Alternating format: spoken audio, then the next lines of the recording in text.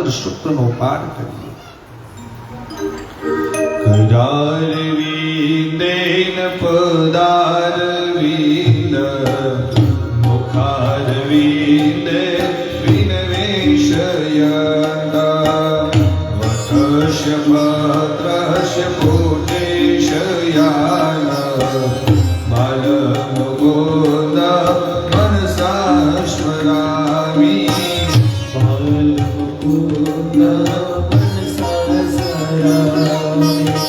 શ્રી કૃષ્ણ ગોવિંદ હરે મુરારી હે નાથ નારાયણ વાસુદેવ જીવે પિબ શિવા વૃતમેત દેવ ગોવિંદ દામોદર માધવેદી ગોવિંદ દામોદર માધવેદી હરિ બોલ.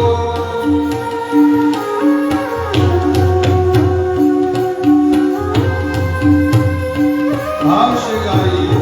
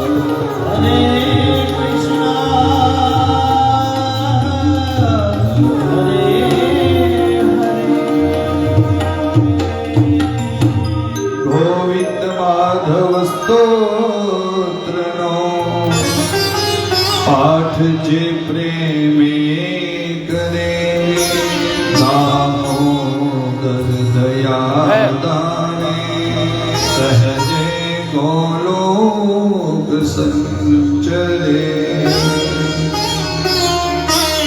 દામોદર સ્તોત્રનો જે પાઠ કરે સહેજે ગોલોક સંચરે. જે કોઈ પણ વ્યક્તિ પ્રાતઃ ભગવાનની પૂજા કરી રોજ સરોજ તમે આ દામોદર સ્તોત્રનો પાઠ ભગવાનને શ્રવણ કરાવરાવો ને તો આપને ગોલોક પ્રાપ્ત થાય. પિતૃઓને ખૂબ વાલો એવો આ દામોદર સ્તોત્ર, ભગવાનને ખૂબ પ્રિય એવો દામોદર સ્તોત્રનો પાઠ કર્યો. સુખદેવજી મહારાજે પરીક્ષિત રાજાને શ્રીમદ ભાગવત શાસ્ત્રની શબ્દા સાંભળવાનો તેનો ઉદ્ધાર કર્યો. જીવને જ્યાં સુધી સત્સંગમાં પ્રીતિ થતી નથી ને ત્યાં સુધી મોક્ષ માટેના સાધન માત્ર લુખા લાગે છે. જ્યાં સુધી તમારા જીવનની અંદર કોઈ પણ સત્સંગ નથી આવતો, જ્યાં સુધી તમારા જીવનની અંદર ભગવાન પ્રત્યેની પ્રીતિ જાગૃત નથી થતી ને ત્યાં સુધી આવી ગમે તેટલી કથા તમે શ્રવણ કરો એ કથા તમારા જીવનમાં ઉતરે નહીં. જીવનમાં જ્યાં સુધી સત્સંગ છે ત્યાં સુધી આપણને આપણા જીવનમાં તમામ ભૌતિક સુખો સાધનો પ્રાપ્ત થાય છે. ભાગવત એ ઔષધિ છે, દવા છે.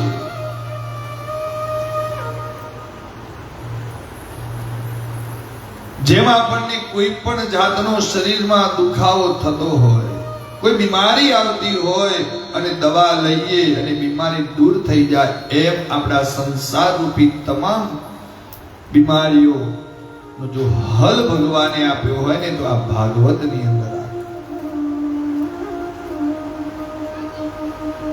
ભાગવત એ રસાયણ છે. તો પ્રથમ દિવસની અંદર ભાગવતનું મહાત્મ્યનું વર્ણન છે.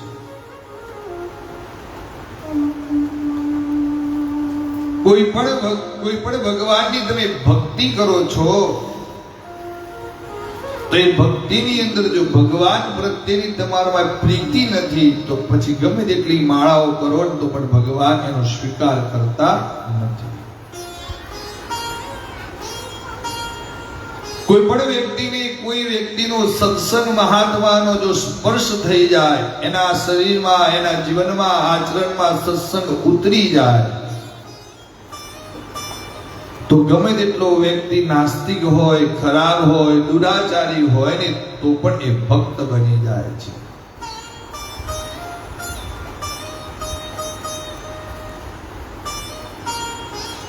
માણસ ગમે તેટલા સાધનોનો ઉપયોગ કરે પોતાના જીવનમાં, ગમે તેટલી ભગવાનની ભક્તિ કરે, પણ એના એમાં સત્સંગ નથી ઉતરતો, સત્સંગ નથી, તો એ ભક્તિ સાધના બધા જ સાધનો પાંગળા બની જાય છે.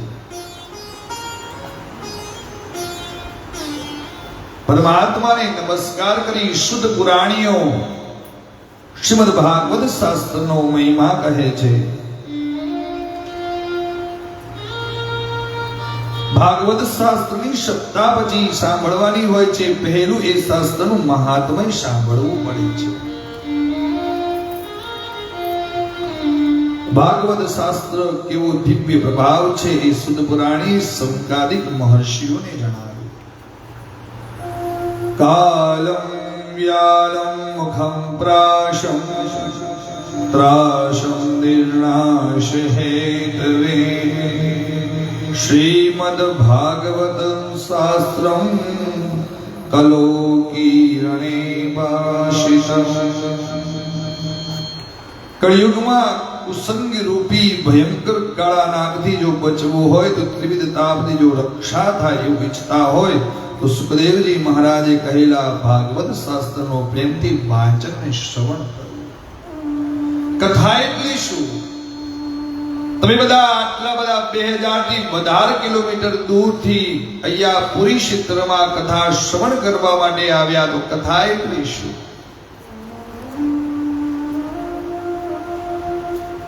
કથાનો મતલબ થાય કે આપણા જીવનરૂપી સંસારનો થાક ઉતારે, એનું નામ કથા. થાકનું ઊંધું કરો તો કથા થાય.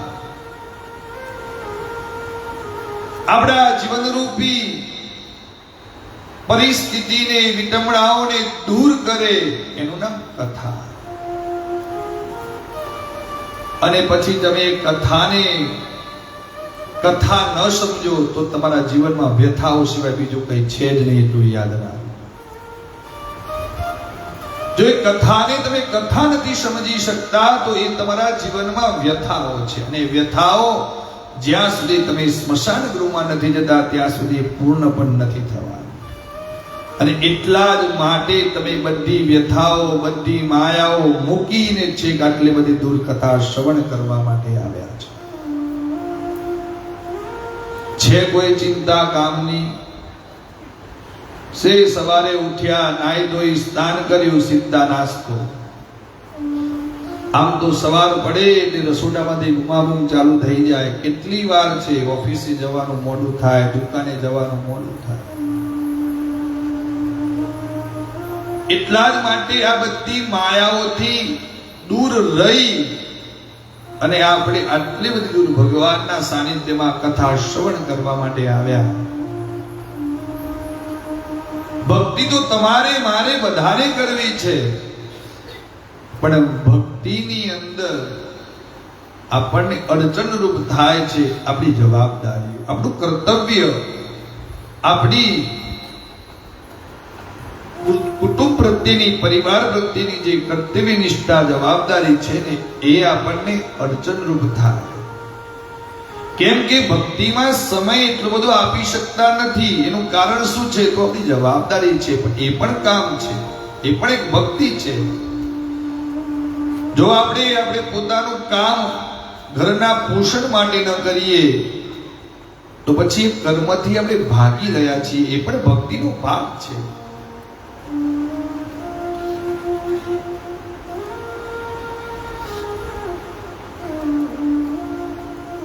ભગવાનની ભક્તિથી આપણા જીવનમાં શું પ્રાપ્ત થાય?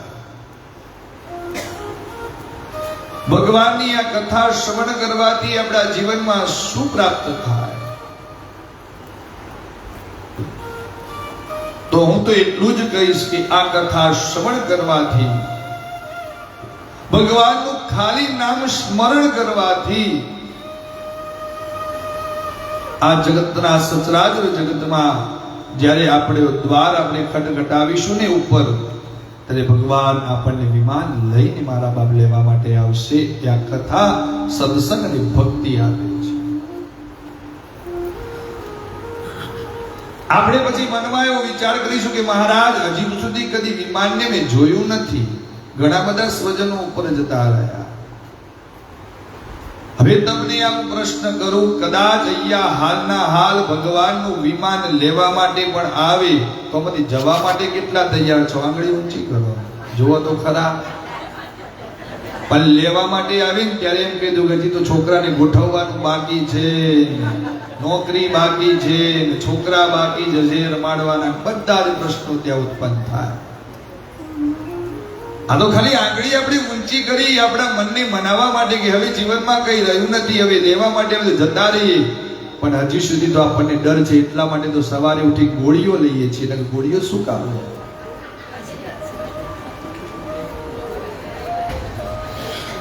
એ વિમાન આપણને દેખાતું નથી ને, એ આપણા માટે ખૂબ સારી બાબત છે. ભગવાને વિમાન દેખાડ્યું નથી ને, એનો મતલબ જ એક થાય કે ભગવાન આ લોક અત્ર તત્ર સર્વત્ર વ્યાપ્ત છે. તો કલિકાલથી બચવા માટે, કલિયુગના દુર્ગુણોથી બચવા માટે આપણને સુખદેવજી મહારાજે વેદવ્યાસ મુનિએ આ વાંગમય ભગવાનનું સ્વરૂપ આપ્યું છે. એનું નામ છે શ્રીમદ ભાગવત.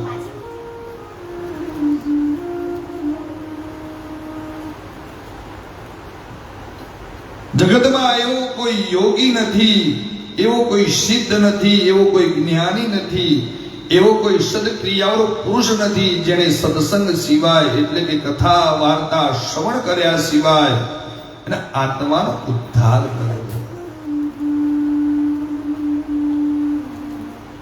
યોગી હોય કે સિદ્ધ પુરુષ હોય, જ્ઞાની હોય કે કર્મકાંડી હોય, પરંતુ સૌએ ભાગવત જેવા શાસ્ત્રનું વાંચન શ્રવણ જરૂર કરવું જોઈએ.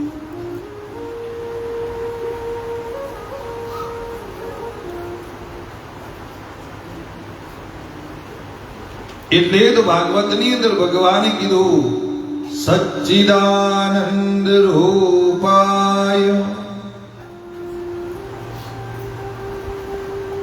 વિશ્વોત્પત્યાદિ હેતવે. સત, ચિત અને આનંદ એ આપણા જીવનનો મુખ્ય ભાગ છે. આ ભગવાન આ સચરાચર જગતમાં ત્રણ સ્વરૂપે છે. સત, બીજા નંબરમાં છે ચિત અને ત્રીજા નંબરમાં છે આનંદ.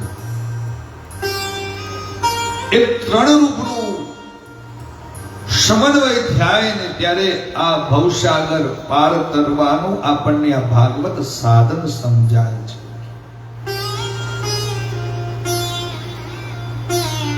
વિશ્વોત્પત્યાદિ હેતવે. આ જગતની ઉત્પત્તિ, સ્થિતિ અને વિનાશનો હેતુ પણ ભગવાન પોતે પરમાત્મા છે. આ સૃષ્ટિની રચના થઈ, સૃષ્ટિને ચલાવવાનું કામ અને જે પોતે અધર્મનું કર્મ કરે છે એનો વિનાશ કરવાનું કામ, આ બધું એ ભગવાને પોતે ઉપાડી લીધું છે. એટલે જ કીધું છે, તાપત્રયં વિનાશાય શ્રી કૃષ્ણાયં વયં નમઃ.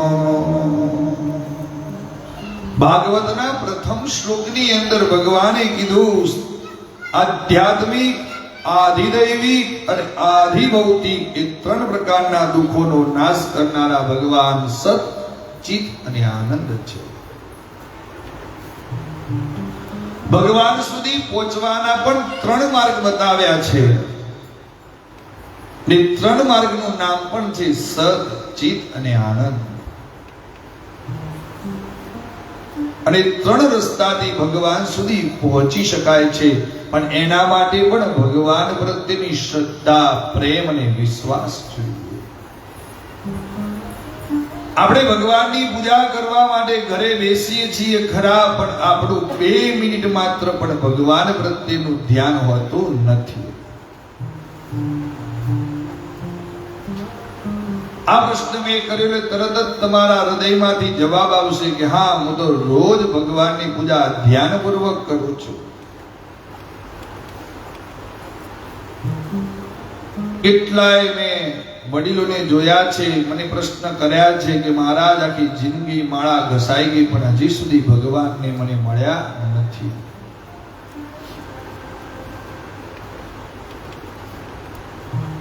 પણ હૃદયરૂપી હાથ મૂકીને તમે એનો પ્રશ્ન પૂછશો ભગવાનને કે હે પ્રભુ, મેં આખું જીવન મેં તમારી ભક્તિ કરી, પૂજા કરી, સેવા કરી, દાન કર્યું, પુણ્ય કર્યું, તો ખરેખર મેં તમારી અંદર ધ્યાન, પૂજામાં, સેવામાં, પુણ્યમાં આપ્યું છે? તો જવાબ ચોક્કસ આવશે ના. કેમ?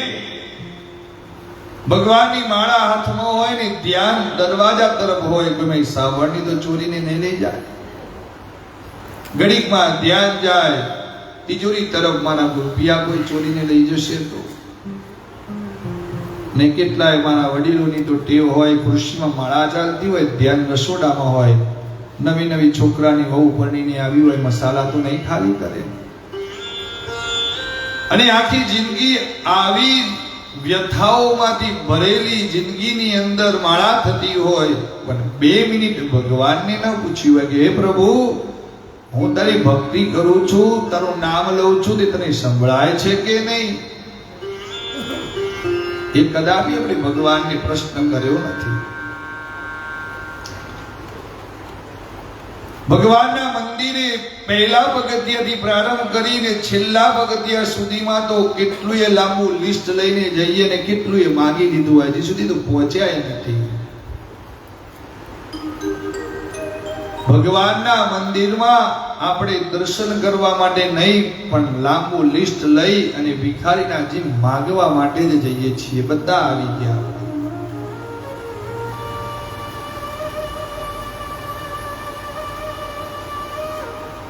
પણ એક વાર, આ મારો પોતાનો જાત અનુભવ તમને કહું, એક વાર ખાલી ભગવાનના મંદિરે તમે જાઓ ને છે તો ખાલી ભગવાનને એક જ પ્રશ્ન કરજો, ભગવાન તમે મજામાં છો? હું તમને માંગવા માટે નહીં પણ મળવા માટે આવ્યો છું. આટલો જ પ્રશ્ન કરજો મારા બાપ. તમારો અવાજ ભગવાનના હૃદય સુધી પહોંચી જશે. જાત અનુભવ છે મને હો. એટલે 2 હાથ જોડી કરબત વ્યાસપીઠ ઉપરથી હું તમને પ્રાર્થના કરું કે ભગવાનના મંદિરમાં મારા બાપ કદી માંગવા માટે નહીં પણ મારા લાલા, મારા ભગવાનને મળવા માટે જજો. જેમ આપણે આપણા સ્વજનને મળીએ ને રોજ જય શ્રી કૃષ્ણ કહીએ, રામ રામ કહીએ, કેમ છો, મજામાં છો, તબિયત પાણી સારી, આટલા પ્રશ્નોના જવાબ આ પેલા ઇલેક્ટ્રિક ડબલા મોબાઈલે ખોઈ બેઠા. 10-15 માણસ બેસા હોય ને આપણે ગ્રુપની અંદર, તો 10 માંથી 9 ના હાથમાં તો મોબાઈલ હોય ને હોય. પછી એ 10મો બધાને જોઈને ચાલુ કરી દે.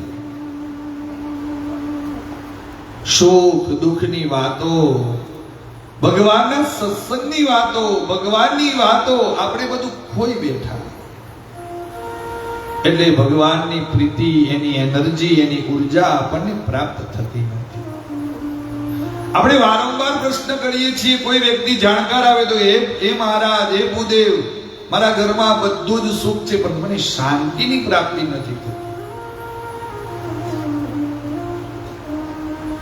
એક વખત એક ભક્ત ભગવાનના મંદિરે દર્શન કરવા માટે ગયો ને તરત જ ત્યાંથી પાછો ફર્યો.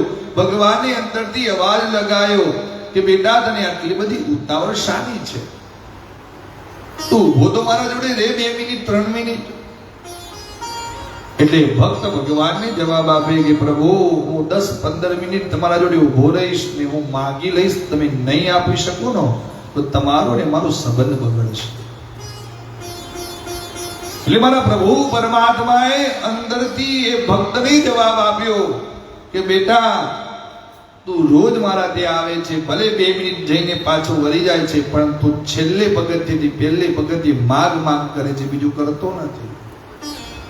પણ એક વાર આવતીકાલથી તું નિયમ બનાવી દે, મને ખાલી માગવા માટે નહીં પણ મળવા માટે આવજે. આ જીવન હું તને ચોક્કસ કહી દઉં કે તારે માગવું નહીં પડે. એટલે મારી કરબદ્ધ વ્યાસપીઠ ઉપરથી પ્રાર્થના છે કે તમે ભગવાનના મંદિરે જાઓ તો પહેલો એક શબ્દ બોલજો કે પ્રભુ, જ્યાં સુધી આ પૃથ્વી ઉપર તમને મને જન્મ આપ્યો છે, જ્યાં સુધી તમે મને રાખવાના છો, ત્યાં સુધી હું કોઈની સેવા ન લઉં અને સદૈવ મારું પોતાનું કર્તવ્ય, પોતાનું કામ જાતે કરી શકું અને તારી ભક્તિ અંત સુધી હું કરી શકું એવું જીવન તું મને આપજે. એમાં બધા સ્વીકારી. શરીર માધ્ય ખલુ ધર્મ સાધનમ. આ જગતની અંદર પહેલું સુખ છે ને આપણું શરીર સુખ છે. આપણે એમ કહીએ કે 50 60 વર્ષ થઈ જાય એટલે પછી એમ જ કહીએ કે હજુ વાર છે, હજી તો છોકરાઓને રમાડવાના છે, હજી જાત્રાનો સમય થયો નથી, નિવૃત્તનો સમય થયો નથી. અને 70 72 અડાવીએ પછી આપણે જાત્રા કરવા જઈશું એટલે તો પગે ચાલતા હોય. એટલે જ્યાં તમને આવું યાત્રાનું તમને પરિબળ પ્રાપ્ત થાય તો એનો જ્યાં સુધી તમારું શરીર સારું છે, ભગવાને આપ્યું છે યાત્રાના લાયક, ત્યાં સુધી તમારે એ પરિબળને મેળવી લેવું જોઈએ. કોઈ પણ યાત્રા હોય, કોઈ પણ જગ્યાએ જવાનું હોય, કેમ કે એ જ યાત્રાનું પુણ્યબળ તમારી 3 પેઢીઓને જાગૃત કરવાનું કામ કરશે. આ તમે તમારી એકલી તમારા પોતાના માટે નથી આવ્યા, તમે 3 પેઢીનું પુણ્યબળ ઉત્પન્ન કરવા માટે, છેક દૂરથી અહીંયા ભગવાનનું ભજન શ્રવણ કરવા માટે તમે બધા ભેગા થયા છો. હું ને તમે.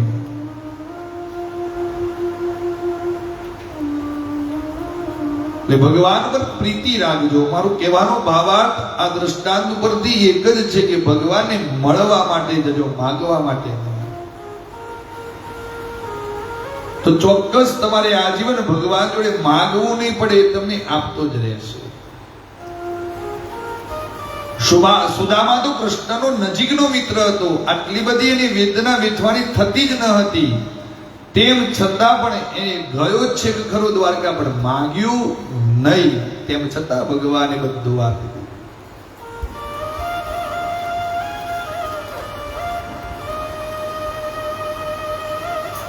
સત્યથી પાછળ ચિત્ત સમાયેલું છે એટલે જ કીધું તે સત અને ચિત્ત. ચિત્તથી માણસના આત્માની અંદર પ્રકાશ ઉત્પન્ન થાય છે અને એ પ્રકાશથી આપણા જીવનમાં આનંદની પ્રીતિ થાય છે. ગઈકાલે મેં આ જીકે સાહેબ ને બધા બેઠા હતા તો મારે આ જ વાત ઉપર ચર્ચા થઈ, સત્સંગ થયો મારે કે જીવનમાં આનંદ સિવાય બીજું કઈ છે નહીં. જ્યાં આનંદની પ્રીતિ થાય ત્યાં આનંદ મેળવી લેવો. અમુક જણાના તો મોઢા સવારથી એટલા ચડેલા હોય કે જોઈએ ને તો આપણું દી ખરાબ થાય. પણ કોઈ સામે વ્યક્તિ મળે તો એક નાની એવી તમારી સ્માઈલ, નાનું એવું હાસ્ય એના જીવનના બધા દુઃખ દર્દ ભૂલાવી જવાનું કામ કરે છે. તો યાદ રાખજો, જીવનમાં જ્યાં તમને આનંદ મળે, તમારા પરિવારમાં, ઘરની બહાર, ઘરની અંદર, કોઈ પણ જગ્યાએ બસ કેવલ તમારું મન આનંદિત હશે ને તો ભગવાન તમારા સામે છે. તો યાદ રાખજો, ખૂબ નજીક છે, તમે આનંદમાં રહેશો.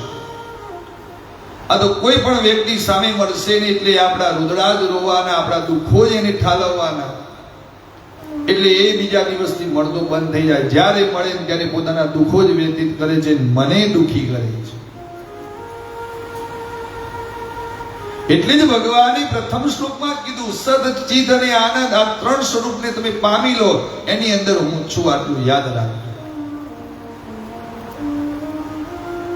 આનંદ મેળવવા માટે તો આપણે આટલી બધી પરિસ્થિતિઓને વેઠીને છેક આપણે અહીંયા માયાઓથી રહિત થઈ અને ભગવાનની કથા શ્રવણ કરવા માટે આવ્યા છે, ભગવાનની યાત્રા પ્રાપ્ત કરવા માટે આવ્યા છીએ.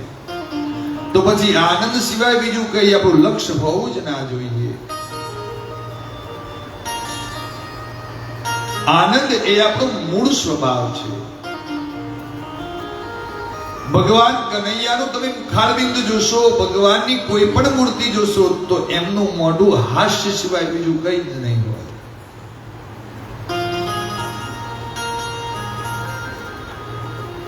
એટલે જ શ્લોકમાં 3 મૂળ સ્વભાવની વાત કરવામાં આવી છે: રૂપ, સામર્થ્ય અને સ્વભાવ.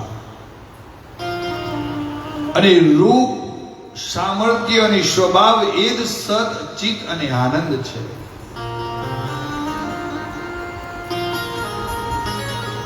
ભગવાનનું રૂપ સત એટલે શાશ્વત છે. પછી એવું આપણે પ્રયોગો ના કરવાના હોય કે ભગવાન છે કે નહીં. છે જ, શાશ્વત છે, એમાં કોઈ મિથ્યા નથી.